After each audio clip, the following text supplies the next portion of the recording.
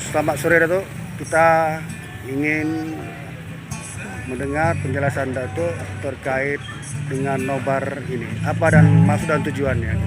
Maksud dan tujuan kita untuk merayakan pesta yang hobi khususnya bermain bola. Ini untuk mempersatukan anak-anak muda kita yang ada di kampung maupun di luar. Mari kita semangatkan timnas kita Indonesia. Pada malam hari ini akan berlaga dengan tim Thailand. Semoga Indonesia menang. Kabarnya ada disiapkan makanan dan minuman gratis tuh. Ini kita Apa betul siapkan. tuh? Ini kita siapkan makanan untuk bagi pengunjung yang datang. Ada martabak telur, ada nasi goreng, ada mie Aceh yang kita siapkan. Ikan panggang juga ada kita siapkan. Mantap. Ya, Saatnya Indonesia juara. siap. Siap.